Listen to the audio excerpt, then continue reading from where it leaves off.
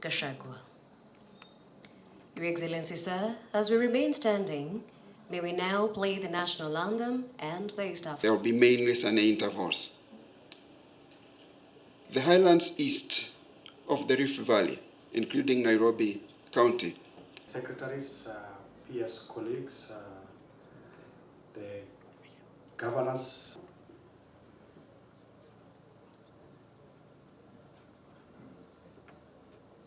Partners who are present on a joined-up mitigation plan following a whole-of-society approach to this cause. We also want to take advantage of this opportunity to just establish where we are at following the first meeting that you convened us with. Meeting to review the emergency response actions relating to the ongoing flood situation in Kenya. Your Excellency, this is a follow-up meeting following the call by His Excellency the President. Much for joining us just in time. Distinguished development partners, private sector representatives. Excellency, sir, I wish to call upon Madam Wanjiku Wakogi, who is the Chief of Staff in your office, sir, to lead it. First, to appreciate the partnership that we have. The intensity in the first week, which is, as we witnessed, the total amounts are likely to be above average, and rainfall throughout the month, and the intensity, we're talking about thunderstorms. We are talking about rainfall that falls suddenly, and the coverage may be over a small area, but intense enough to cause days. But no harm mentioning what we expect for the rest of the month. And that whole zone that we refer to as, we have parts of it. We expect morning rains over a few places during the first half, this afternoon and night showers and thunderstorms. This will be... Excellency, a majority of them will also be joining us virtually, including Korea. Parts, especially the coast, northeastern and northwestern parts of Kenya. That rainfall intensities across the country are likely to reduce in the Rift Valley during the first half of... Since I've been asked to be brief, I will not be present. Principal secretaries. Want to be very, very brief for those who would make their presentation for purposes of better presentation, and to convene us not just today, but there's been a lot of engagements, particularly from the development partners. The total amounts of rainfall expected in the month are likely to be near to above average. Occasional storms also. I want to appreciate all of you for the support. Since I came to office, we have had 3 major challenges, and the team here and others have really supported my office. I don't take it for granted. I want to say thank you. CEOs of state corporations, the private sector, non-state actor representatives, our development partners, distinguished guests, ladies and gentlemen. Last week, His Excellency President William Ruto made a call to Kenyans to start together and join hands in overcoming what is destined to become one of the most devastating environmental challenges to be experienced in our country. As was noted, the continued torrential rains have led to instances of flooding, landslides, road closures, and the loss of lives and property across the country. The severe weather conditions have impacted over 227,000 people, caused 228 fatalities, injured 164 people, displaced 42,526 households, and damaged infrastructure, including roads, bridges, and waterways.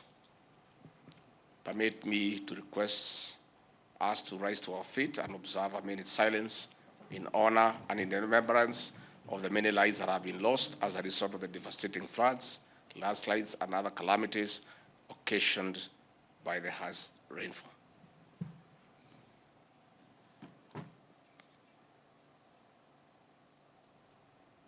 Thank you. You may take your seats. In their memory, we have come together to commit to joining His Excellency, the President's call to action to continue being our brothers' keepers. Like in all previous times of challenge and crisis, the Kenyan spirit of compassion and fortitude in times of adversity has always come through, embodying the true meaning of Harambee. Despite the overwhelming impact of recent events and the pain and agony of families who have lost loved ones, homes, and livelihoods, we have observed that our humanity and the natural desire to extend a hand of generosity to our brothers and sisters has not been diminished.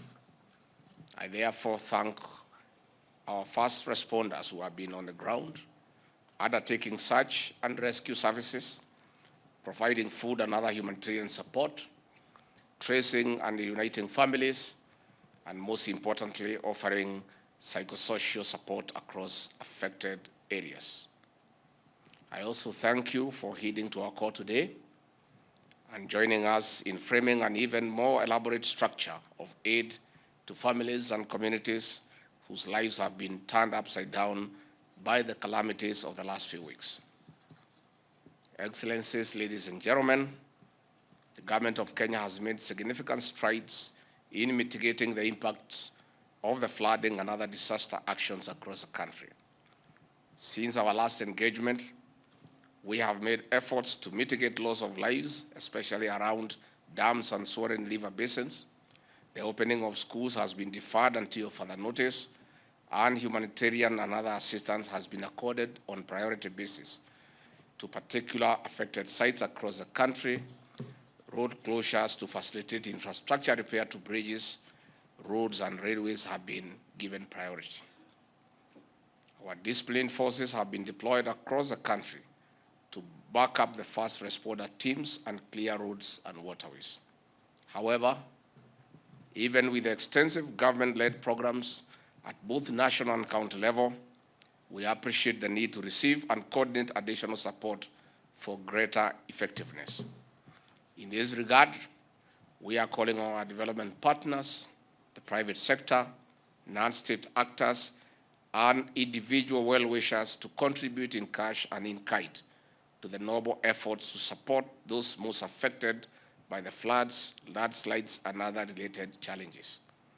Last week, the National Disaster Response Steering Committee technical team identified and categorized the most urgent areas requiring expedited support.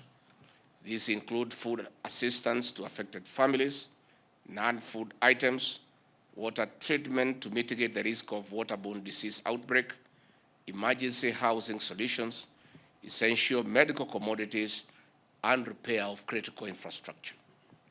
We see an opportunity to jointly coordinate extended support to these areas through a joint-up action involving government, development partners, the private sector, non-state actors, and individual well-wishers. This whole of society approach will allow us to respond rapidly and strategically to where the needs are greatest, allow the greatest level of flexibility to deliver timely and effective coordinated assistance to the most vulnerable families, and facilitate a more impactful outcome of chosen interventions. In this regard, we invite the use of the following architecture. 1, development partners with existing financial support arrangements with the government of Kenya and who are in a position to make requisite program changes to support flood mitigation efforts are to engage through the National Treasury with due information to the National Disaster Operational Center Secretariat on the toll-free emergency contact, which is 0800-721-571, and the International Development Partnership Coordination Unit in the Office of the Deputy President for information and coordination purposes. 2, all other private sector and individual well-wishers wishing to make cash donations may liaise with the National Drought Response Team led by Mr. Peter Ndegwa, the Chief Executive Officer of Safaricom Limited, whose membership and mandate has now been expanded to support the flood mitigation actions, and will gazette that expansion of mandate and renewal of their term tomorrow. Number 3, the drought response team has an existing infrastructure in aid in coordinating private sector and individual well-wisher cash donations. The private sector and well-wishers are therefore invited to send cash donations to the National Drought Mitigation Appeal Fund, and we shall be releasing the account details, one in foreign currency, the other one in Kenya shillings.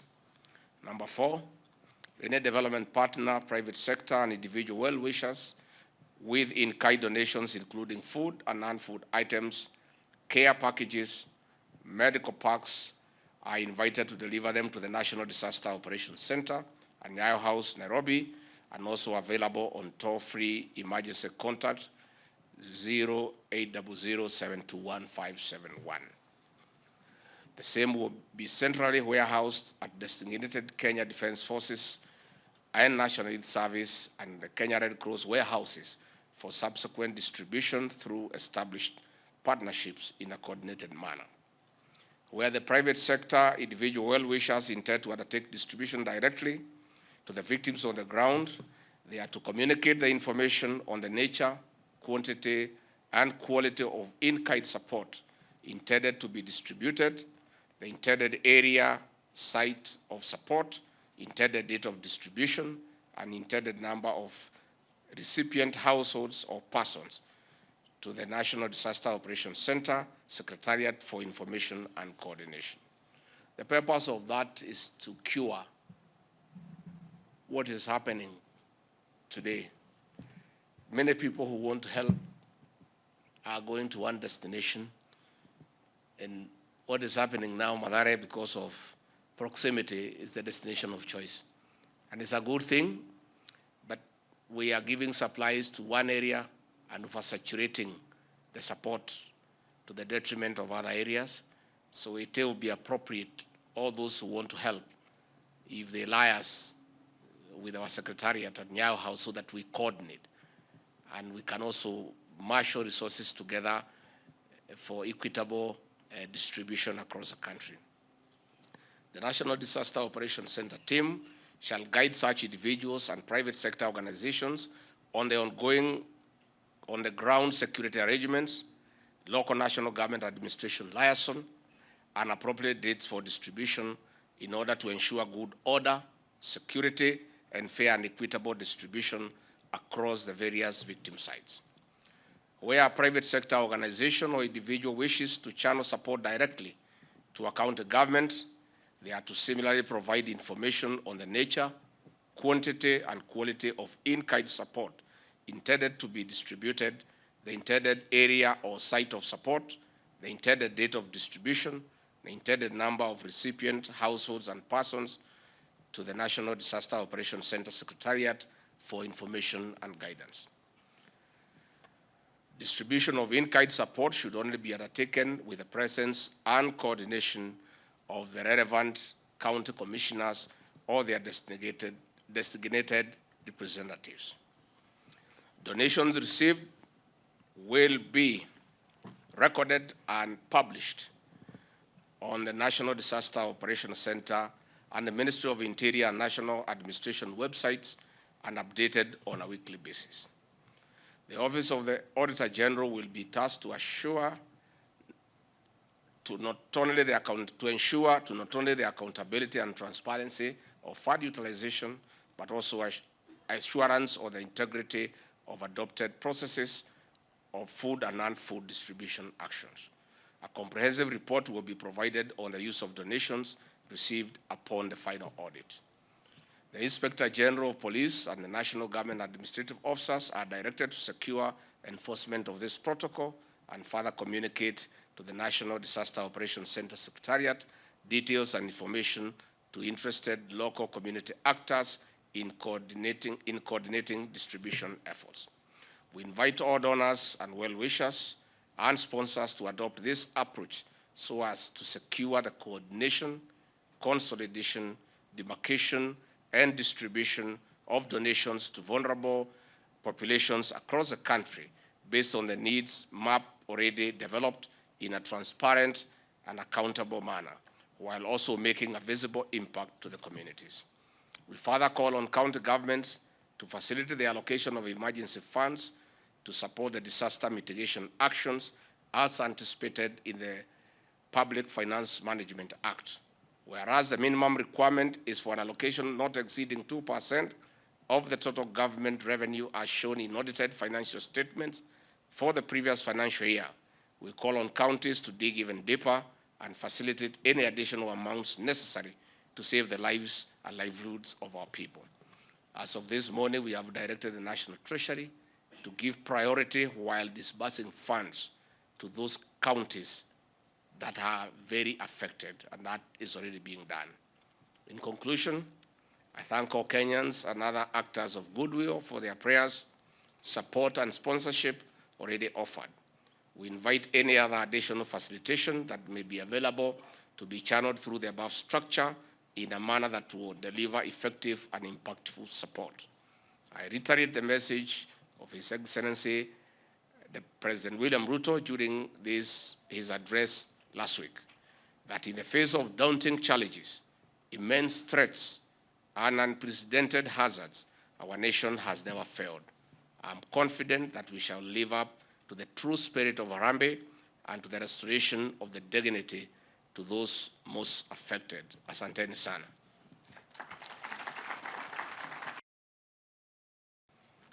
I want to appreciate all of you for the support. Since I came to office, we have had 3 major challenges, and the team here and others have really supported my office. I don't take it for granted. I want to say thank you. The challenge we are facing today is heavy. We are not able to sleep. Calls are coming from across the country. Everybody is asking for food and non-food items. People asking for military choppers to assist in dropping food. People asking for support. Parents are very unsure of what will happen to their children. The children are at home. We have no date of when the schools will reopen, so it's a difficult time, but I want to thank the people of Kenya for their understanding, cooperation, and support.